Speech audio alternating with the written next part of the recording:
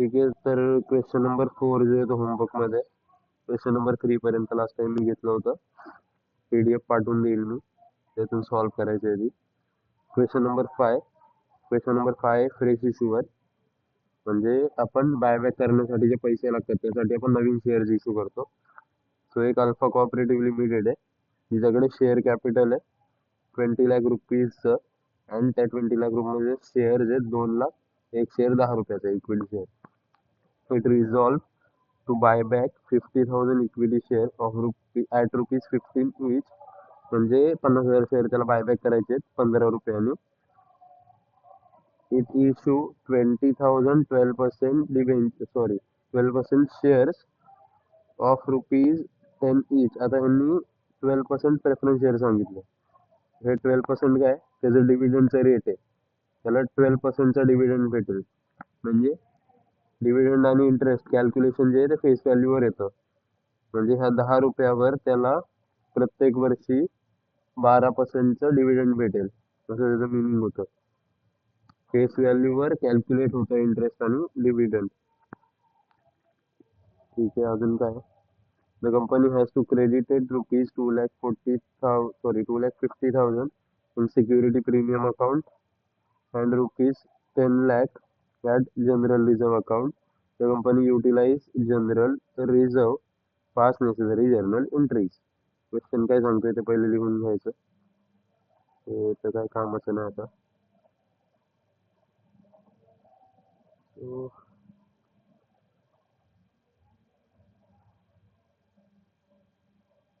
ठीक आहे. तर क्वेश्चन काय सांगतोय, 50,000 शेअर बायबॅक करायचे आहेत, 50,000 शेअर बायबॅक करायचे आहेत, 5 लाख झालं चुकून.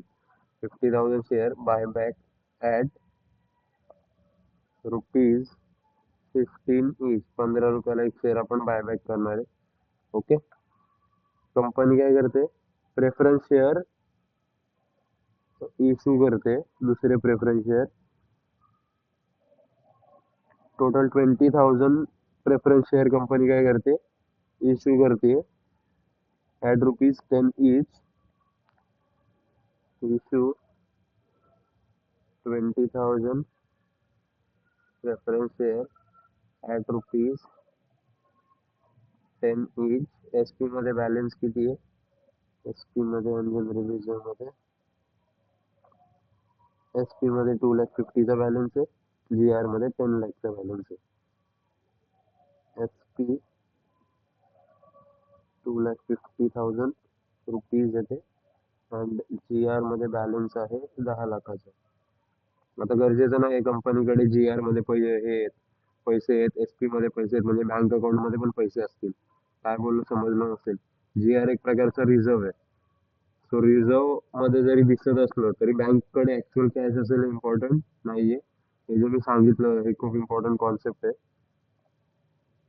थोडंसं सांगतो एक एक्झाम्पल देऊन. फॉर एक्झाम्पल, कंपनीचं इथं समजा शेअर कॅपिटल आहे 1 लाख. ओके. कंपनीने काय झालं, कंपनीला झाला यावर्षी प्रॉफिट. प्रॉफिट झाला म्हणजे काय, कंपनीकडे पैसे आले असतील ना, तर कंपनीकडे समजा 1 लाखाचं प्रॉफिट आलं. 1 लाखाचं प्रॉफिट आहे, हे काय profit and loss account. Profit and loss account पण एक रिझर्व आहे ना एक प्रकारचा, तर इथेच दिसतो. ओके. आणि समजा जी आर आहे कंपनीकडे 50,000चं. या साईडला टोटल किती आहे, 2,50,000. ॲसेटची टोटल 2,50,000 म्हणजे लायबिलिटी टोटल पण 2,50,000 असणार आहे. समजा इथं फिक्स असेट आहेत, फर्निचर मशिनरी वगैरे सगळं मिळून 50,000चं, आणि 2 लाखाचं कंपनीकडे कॅश आहे किंवा बँक आहे. बँक लिहितो, कॅश और बँक. तर इथे 2 लाखाचं त्यांच्याकडे ते आहे. आता समजा कंपनीला असं वाटलं की फिक्स असेटला 50,000 कमी पडतायत, आपल्याला अजून फिक्स असेट घ्यायला लागतील. तर कंपनी काय करेल, आता पैसे देणार दुसऱ्याला आणि त्याच्याकडनं फर्निचर मशिनरी त्यांना जे जे हवं असेल ते काय करणार, विकत घेणार. सो आता इथे फॉर एक्झाम्पल कंपनीने काय केलं, एक लाखाची नवीन ॲसेट परचेस केली. म्हणजे फिक्स असेट काय होईल, आता इन्क्रीज होईल 1 लाखाने. आधी 50,000 आणि आता 1 लाख परत परचेस केले. सो हे किती झाले आता, 1,50,000. नवीन परचेस केलेलं पण ऍड केलं मी इथे. ओके. आणि 2 लाखामधनं कंपनी पेमेंट करणार, म्हणजे आता 2 लाखाचे बँकेत पैसे किती राहणार? 1 लाख. जी आर मध्ये आणि तिथे पी एंड एल ला आणि जी आर ला आणि सिक्युरिटी सॉरी शेअर कॅपिटलला पैसे तेवढेच राहणार, बिकॉज त्यांचा काही संबंध नाही ना पे करताना तर बँकेतनं पैसे जातात, म्हणजे ह्यांचं प्रपोर्शन आहे तेवढंच राहतं. आणि इथं बँकमध्ये दिसत आहेत किती? 1 लाख रुपये. आता समजा अजून 1 लाखाचे फिक्स असेट परचेस केले तर टोटल किती झाले? इथे 2,50,000. या 1 लाखाचे पण काय करून टाकले? परचेस करून टाकले, म्हणजे इथे ऍड होणार ना. 1 लाखाचं फिक्स असेट परचेस केलं म्हणजे फिक्स असेट काय होणार? इन्क्रीज होणार. तर मी दाखवलं की 2,50,000 माझ्याकडे आता फिक्स असेट आहे. 2,50,000. इथे पण 2,50,000 ची टोटल आहे. जी आर मध्ये किती पैसे आहेत? जी आर मध्ये आहेत 50,000. पी एंड एल मध्ये आहेत 1 लाख. शेअर कॅपिटल मध्ये आहेत 1 लाख. माझ्या जी आर ला आणि प्रॉफिट अँड लॉस अकाउंटला असं दाखवतंय की माझ्याकडे ना 1,50,000 रिझर्व ठेवलाय. बँक मध्ये पैसे झिरो आहेत. रिझन काय? बँक मध्ये पैसे होते ते मी इकडे युज केले. समजलं? बँक मध्ये जे पैसे होते ते काय केले? मी इकडे युज केले. बट रिझर्व मध्ये काय दाखवतंय? माझ्याकडे पैसे आहेत. त्याच्यामुळं असं कंपल्सरी नाहीये की ह्यांच्यामध्ये पैसे असतील म्हणजे इकडे पण पैसे असणार आहेत. ते काय शो करतात की कंपनीने पैसे अर्न केले होते आणि ते केलेले पैसे बँक मध्ये दिसतात. बट बँक मधले पैसे मे बी कंपनी कुठं दुसरीकडे यूज करू शकते. म्हणजे इथं दिसते अमाऊंट, म्हणजे इथं पण अमाऊंट असेल असं नेसेसरी नाही. आता हे का सांगितलं? बिकॉज बायबॅक मध्ये ही कॉन्सेप्ट इम्पॉर्टंट आहे, बऱ्याच वेळेस युजफुल होते. ठीक आहे, आपण आपल्या क्वेश्चन वर येऊ परत. आता फ्रेश इश्यू जे केलंय प्रेफरन्स शेअरचं ते 10 रुपयांनी केलंय. ओके. सो 20,000 शेअर्स इश्यू केले 10 रुपयाला एक, म्हणजे कंपनीने टोटल किती पैसे घेतले? ₹2 लाख कमवले कंपनी. आता आपल्याला सगळ्यात आधी काय फाउंड आउट करायचं? CRR. बायबॅकचा क्वेश्चन करताना बाय डिफॉल्ट सगळ्यात आधी CRR कॅल्क्युलेट करायचं. CRR is equal to, CRR चा रूल काय? Face value of buyback minus face value of fresh issue of shares. Debentures नाही, फक्त शेअर्स. तो फेस व्हॅल्यू ऑफ बायबॅक किती आहे? बायबॅक किती करणार आहे कंपनी? कंपनी बायबॅक करणार आहे 50,000 शेअर्स. कंपनी बायबॅक करणार आहे 50,000 शेअर्स 15 रुपयाला. बट त्याची फेस व्हॅल्यू 10 रुपये होती. म्हणजे 15 रुपये ते बायबॅक प्राइस आहे. कंपनी 10 रुपयाचा शेअर 15 रुपयाला विकत घेणार आहे. म्हणजे 15 रुपये बायबॅक प्राइस आहे आणि 10 रुपये काय? फेस व्हॅल्यू आहे. आपल्याला फॉर्म्युला मध्ये काय सांगितलं? Face value. तर 50,000 शेअर्स इंटू एकाची price 10 minus face value of fresh issue. Face value of fresh issue काय? 2 लाख. 2 लाख कसं आलं? 20,000 शेअर, एक शेअर 10 रुपयाचा होता, इश्यू पण 10 रुपयाला केलेला, म्हणून आता इथं सेम राहिली अमाऊंट. समजा 20,000 प्रेफरन्स शेअर इश्यू केले असते 12 रुपयाला, तर आपण इथे 10च घेतले असते, 12 नसते घेतले. बिकॉज आपल्याला फेस व्हॅल्यू घ्यायची आहे, इश्यू व्हॅल्यू नाही घ्यायची, इश्यू प्राइस नाही घ्यायची. फेस व्हॅल्यू ऑलवेज सेम राहते. प्रीमियम डिस्काउंट वगैरे पकडत नाही आपण त्यात. तर हे झाले 5 लाख. 5 लाखामधनं 2 लाख गेले, राहिले 3 लाख. म्हणजे 3 लाखाचं कंपनीला CRR बनवायला लागेल. ओके. CRR मध्ये कंपनीला 3 लाख रुपये ट्रान्सफर करायला लागतील. आता आपल्याला कॅश किती ते पण काढू. चल आपण प्रीमियम पेएबल ऑन बायबॅक. आता हे जे ते कंपनीला काय कॅश मध्ये पेमेंट करावं लागेल. कॅश कंपनीला किती लागते ते पण एकदा कॅल्क्युलेट करून घ्यायचं. सिंपल मेथड आहे कॅल्क्युलेट करायचं, जास्त काही टेन्शन नाही आहे. प्रीमियम पेएबल ऑन बायबॅक किती आहे? 5 रुपये एका शेअर मागे कंपनी पे करते. कसं 5 रुपये? कंपनी बोलली मी 15 रुपयाला शेअर विकत घेईल. शेअर होता 10 रुपयाचा, म्हणजे प्रीमियम किती आहे? 5 रुपयाचा प्रीमियम आहे. आता एक प्रीमियम कंपनी घेत नाहीये, कंपनी देते 50,000 शेअर, 5 रुपये एका शेअरचा प्रीमियम.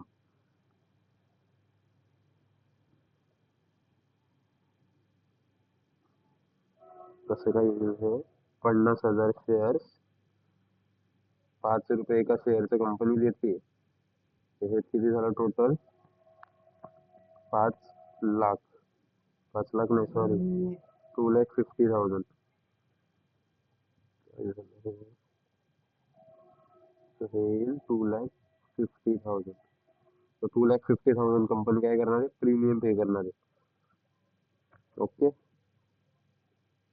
म्हणजे अजून एक कॅल्क्युलेशन करू चल इथे.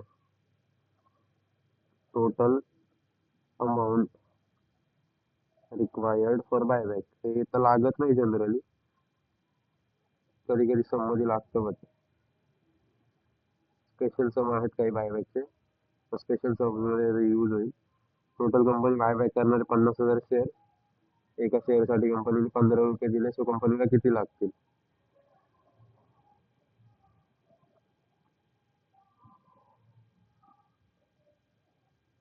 सॉल्व ऑप्शन, सॉल्व ऑप्शन नाही. ठीक आहे, 15 7 75 1 2 3 4 4 0 एवढी अमाऊंट कंपनीला टोटली लागणार आहे बायबॅक करण्यासाठी. किती अमाऊंट आहे? 7,50,000. म्हणजे कंपनीकडे टोटल 7,50,000 रुपीज पाहिजेत बँकमध्ये, तेव्हा कंपनी बायबॅक करू शकते. ओके, जर्नल एंट्रीला स्टार्ट करूया. कंपनीने सगळ्यात आधी फ्रेश इश्यू केलाय. तर फ्रेश इश्यूची एंट्री मी 2 सांगितल्या होत्या. कॉल मनीच्या एंट्री असतील तर ड्यू अँड रिसीव्हची दाखवायची. अँड जर फ्रेश इश्यू असेल तर कंबाईन एंट्री पण चालेल, सेपरेट मारायची, सेपरेट मारली तरी चालेल. कंबाईन एंट्री कशी होते? कंबाईन पण मारून दाखवतो, ती पण दाखवतो. पहिले कंबाईन मारतो. बँक अकाउंट डेबिट, बिकॉज बँकेत पैसे आले, शेअर इश्यू केल्यावर बँकेत पैसे येतात ना. आणि मी डायरेक्ट लिहितो टू, जे काही होतं 12% होतं ना, 12% प्रेफरन्स शेअर कॅपिटल अकाउंट. किती पैसे आलेले माझ्याकडे? 2,20,000 शेअर्स. एक शेअर विकलेला 10 रुपयाला. झाली एंट्री, संपली इथंच. एका एंट्रीमध्ये काम फिनिश.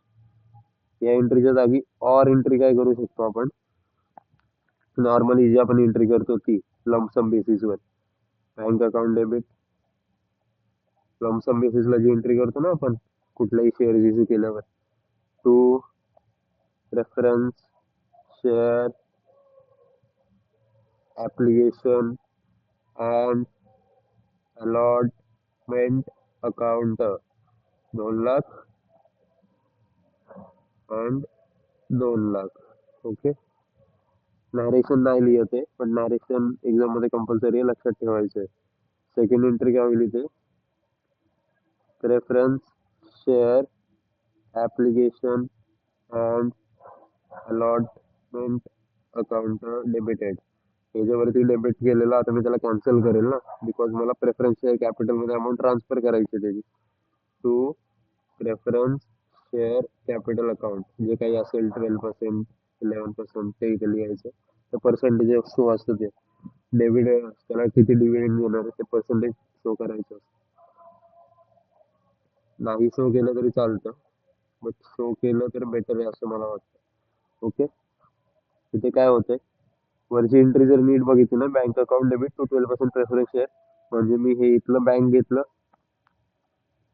एक मिनिट हायलाइट करतो. मी हे बँक घेतलं इथलं आणि direct to preference share capital account घेतलं. बिकॉज हे दोन्ही तसं पण सेमच आहे ना. इथे क्रेडिट होतंय, इथे डेबिट होतंय. म्हणजे वरती खालती आपण सिम्पली त्याला कॅन्सलच करतोय. वरती दाखवतो, खाली कॅन्सल करतो. प्लस करून त्याला मायनसच केलं. सो प्लस मायनस करायचंच कशाला असं माझं म्हणणं. त्यामुळे ही सिम्पल एंट्री आहे कंबाईन. एक्झाम मध्ये जर नसेल समजत, यार नाही समजत कंबाईन एंट्री, ठीक आहे, 1 मिनिट तिथं इन्व्हेस्ट करायचा, ही एंट्री करायची. ही जर जमत असेल तर बिंदास केली तरी चालेल. ओके, इथं झाली पहिली एंट्री. सेकंड एंट्री काय होईल?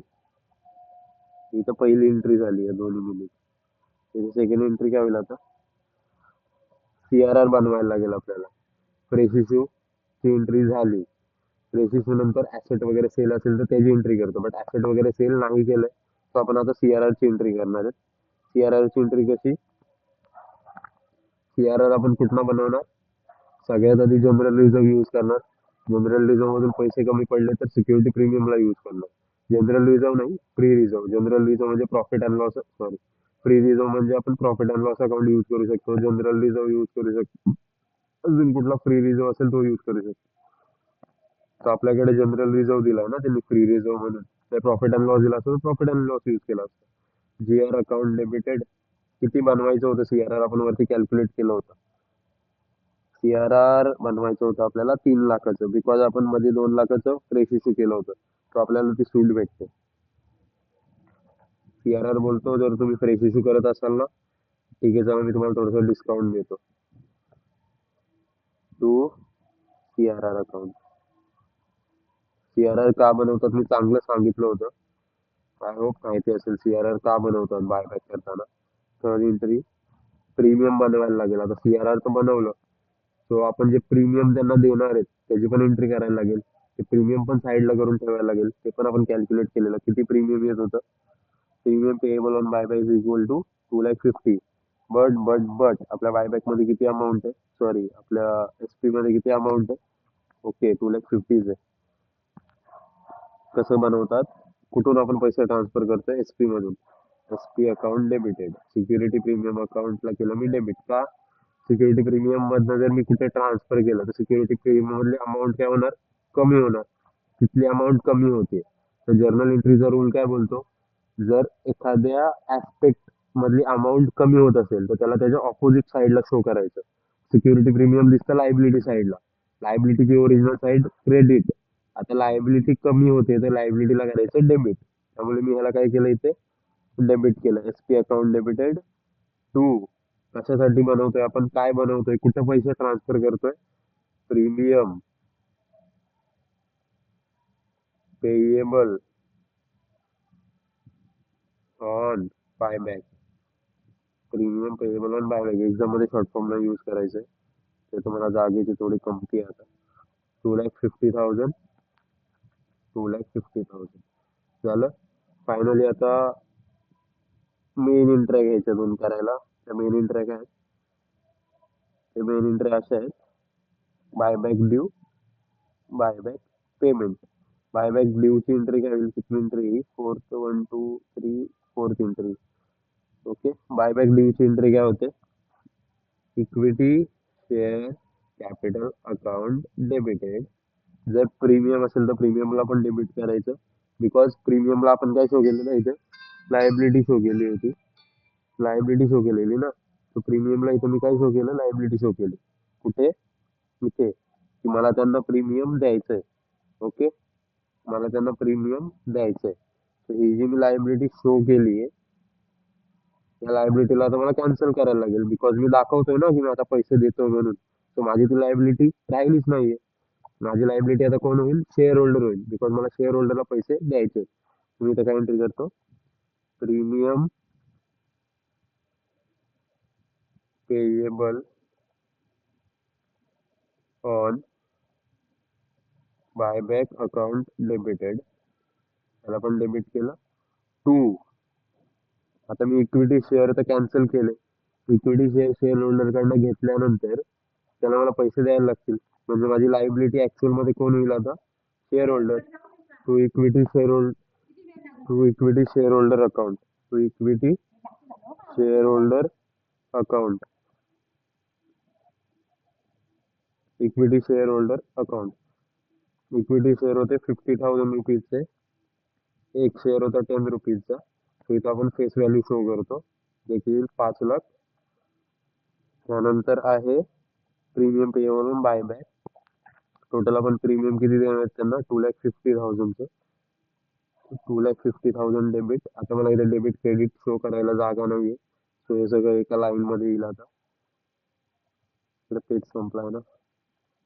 तो to equity share holder account 7,50,000 हे झालं. आता लास्ट वाली फिफ्थ वाली एंट्री. फिफ्थ वाली एंट्री काय बोलते? Payment to share holder. Equity share holder नावाची जी लायबिलिटी शो केली आहे, ती लायबिलिटी आता माझ्यासाठी नाही राहणार. ती लायबिलिटी आता कॅन्सल होईल, बिकॉज की त्यांना पेमेंट करून टाकतोय, किंवा असं समजू शकतो की मी त्यांना पे करतोय. म्हणजे मी जर त्यांना पे केलं तर माझ्याकडनं काय होईल, पैसे निघून जातील बँकेमधनं. टू बँक अकाउंट, कुणाला पैसे दिले मी, debit the receiver. Who is the receiver? Equity share holder.